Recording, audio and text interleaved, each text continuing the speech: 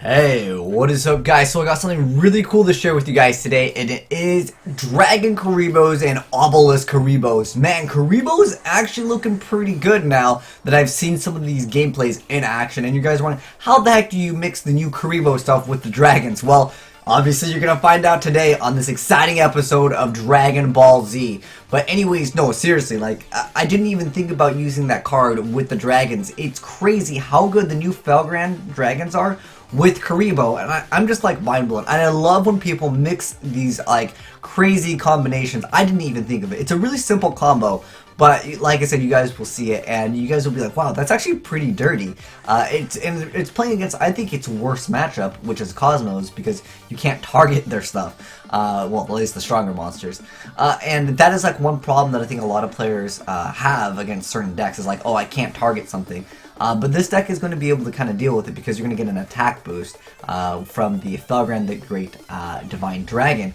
And when you mix it with Kuriboh, it's just really dirty, as you guys will see really short here. And then I'll also show you guys the Obelisk Kuriboh, which is another build. So Dragon Kuribohs and Obelisk Kuribohs, like, I don't know, it's cool, like I said, to see some of the cards that are coming out that like fans love. Like, fans love Kuriboh. That's a really iconic card. But watch what he does over here. Goes ahead and activates Kuriboh, goes ahead and activates Felgrands' effect, banishes the card. This card's effect was negated so he can target it. And then now he has enough attack to finally get over the Dank Destroyer. And then he's going to go ahead and just make Galaxy Eyes. Then he's going to go ahead and destroy a card. Then he's going to go ahead and make number 95. And he's going to be able to get that attack up like crazy. And then he's going to one-shot the Levier. And in addition to that, he's going to deal a bunch of damage. So that was really cool.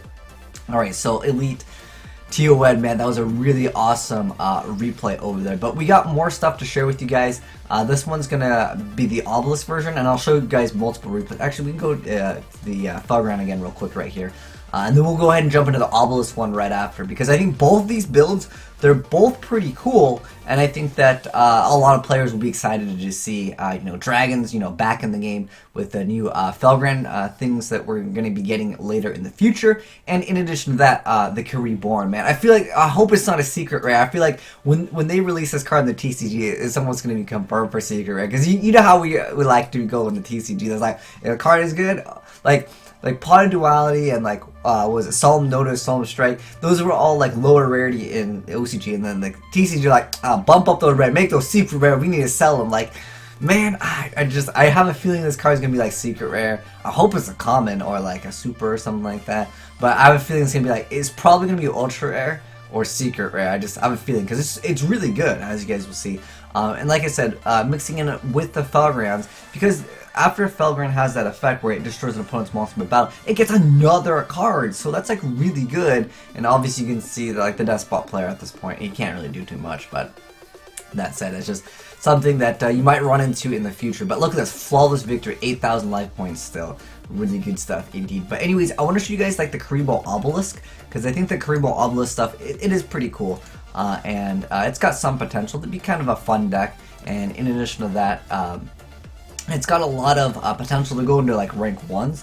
Now this one I would say is a more Kuriboh oriented deck. The other one is just using really Kuriboh at the moment. I don't know if there's any other cards coming out that will support the Felgrands, but getting back the Great Divine is just so good, because you can banish another card. Then on your turn, since it's pretty much the end, destroy by battle and center this turn. So like, therefore it's going to go to your turn. You're going to be able to banish a card, then you're going to be able to attack over something, then bring out something else. I think that's a really good play. And again, it just has a little bit of potential to be slightly meta, I would say. Now he gets negated over there. That Waboku, rip Waboku, but Hope for Escape's activated, so you can draw an extra card over here. Pot of Duality activated. I feel like he activated that Hope for Escape a little early there, but maybe he's just like, you know what, I only need one card anyways, disrespect my opponent. When I go for Hope for Escape, I usually just want to make it like game, but he's going to go ahead and bust out the Kuriboh over here, and it's a pretty decent card.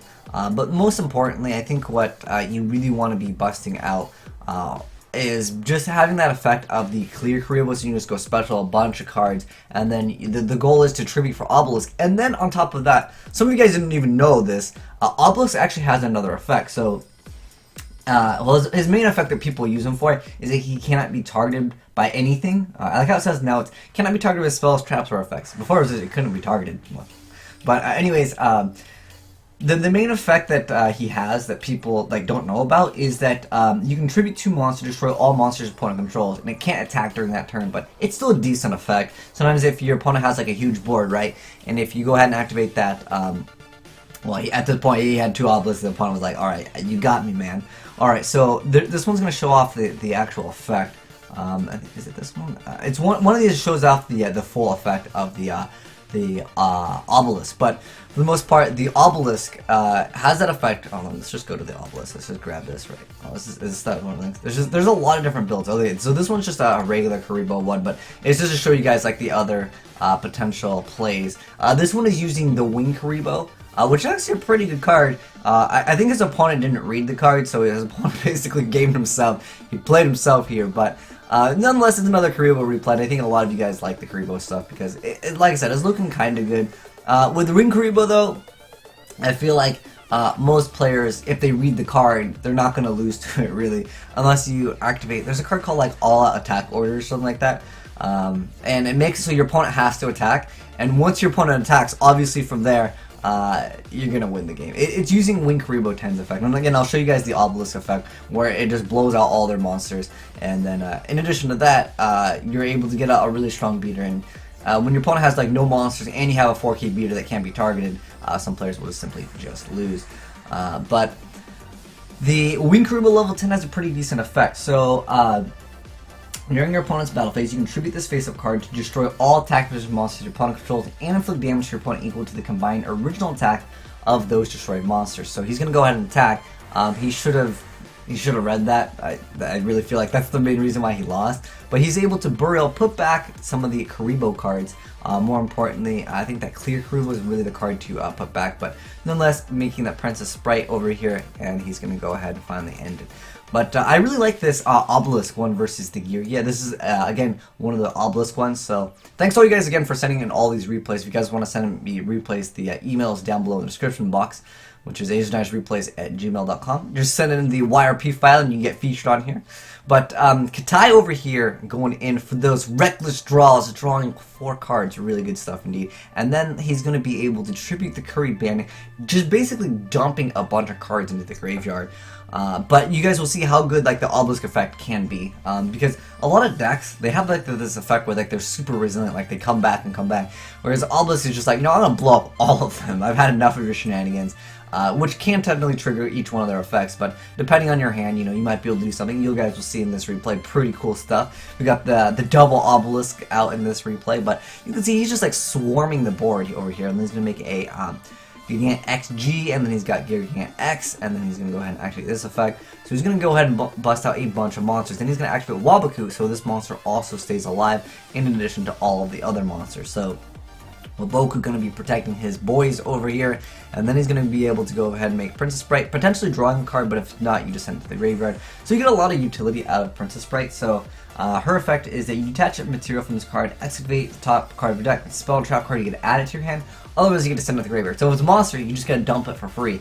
And then if it's a spell and trap, obviously adding to your hand pretty good. He's gonna activate the effect of Obelisk, go ahead and just blow up everything. He's done with the shenanigans that's been going on with the Girgia play, but you guys know Girgia always come back to the hand, always go back to the field. So he's gonna go ahead and now be able to attack over that card, MST is chained, then also Mirror Force, so Princess Sprite and Obelisk rip at pepperonis. But Kuriboh's here, Waboku's here, and it's kind of funny, like people set in Kuriboh here, but like the thing is it also blocks an attack. I guess you could just discard from your hand to also block the attack, but he's going to go ahead and activate that effect. You just go ahead and just bust out a bunch of cards, 5 more monsters, ready to go. Obelisk, Summon, Tribute, boom. It's really cool. Against XG though, or Gigant XG, you don't really want to activate that effect because it can either player's battle step, it can negate that, but in addition to that, he'd be able to actually deal damage. But he still gets out 2 other monsters, so this card can be pretty annoying to deal with. So you can tribute it to target a level 4 machine in your graveyard, and then special summon it. Its effects are negated, so basically just go for a level 4, but nonetheless, he's going to go ahead and activate that effect.